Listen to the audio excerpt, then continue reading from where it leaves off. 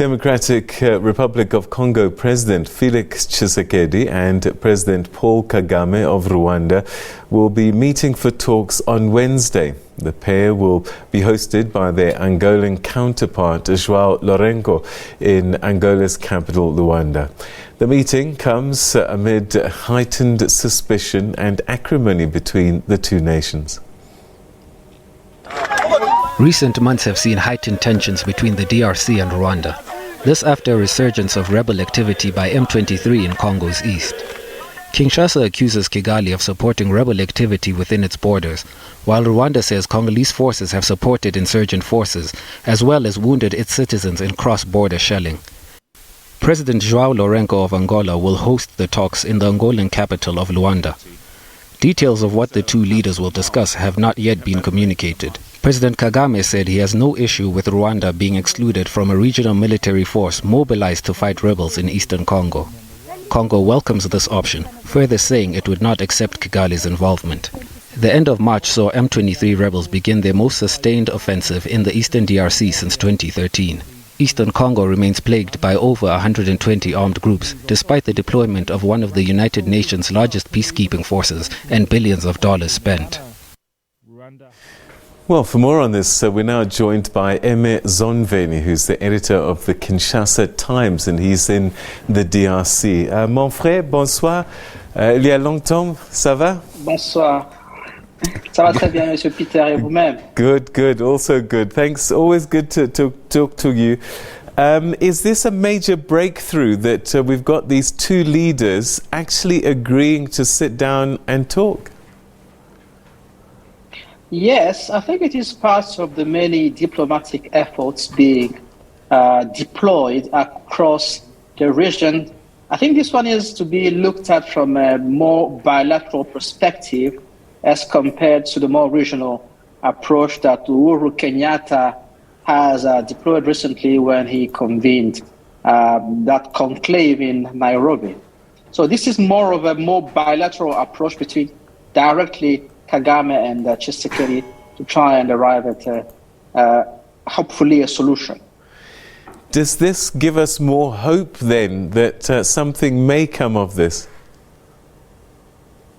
Well, it's difficult to tell because yesterday I think most people must have viewed that interview given by President Kagame to the Rwanda broadcasting agency, where basically he was saying that the M23 is a problem internal to the DRC, while President Tshisekedi a few days earlier was saying that M23 was actually the Rwandan Defense Force operating the DRC as a proxy. So you see that the same reality is being approached by both head of states from different perspectives, actually opposing perspectives. So it makes it a bit difficult. I think Joao Lourenco is having a hard task really getting these two presidents to come up with a sustainable solution. Let's talk about M23. I mean, this group, as far back as 2012, 2013, they really had a stronghold already then. What is it about now that has brought DRC and Rwanda on the brink of war, some people are suggesting? Yes, indeed. Really, the two countries are on the brink of war. Analysts think that it is this rapprochement that the DRC has undertaken with Uganda, allowing Uganda to build roads in the DRC, and in the process, as it were, depriving Rwanda of its other economic interests in the DRC. That has led Kigali to again go through the M23 in order to arm twist the DRC into better renegotiating with its neighbors in the eastern DRC. That's one approach. On the other hand, it has always been a consistent fact that Rwanda constantly claims that the FDLR are posing a threat to Rwanda, and therefore Rwanda should make sure that that threat does not become a complication to the country, and therefore always is at the ready to try and tackle it from within the DRC. So now, if you follow the news, the United Secretary General, the United Nations mission in the DRC, top woman Bintou Keita recently said that the M23 now is operating basically like a conventional army. Now, that is a testament to the fact that, in fact, the M23 is receiving backing from some external backer. Rwanda, most likely. So Rwanda, they're using M23 as a way, as a military solution to maintain political interest. To maintain economic interest. Rwanda, at the same time, is accusing the DRC of fighting alongside the FDLR, an armed group, we believe, that is made up of ethnic Hutus who had fled Rwanda after the '94 genocide. So they're exchanging allegations, and I just wonder if there's a middle ground here. That middle ground will need to be found if peace is to prevail in the Great Lakes region. It is true that the FDLR, when the genocide was brought to an end in 1994, they crossed into the DRC, and the Turquoise operation, which was led by the French, and the United Nations peacekeeping operations there, did not prevent these Hutu from entering the DRC with their arms, even though international conventions demand that when a military is retreating into a foreign country, they need to depose their weapons. This never happened.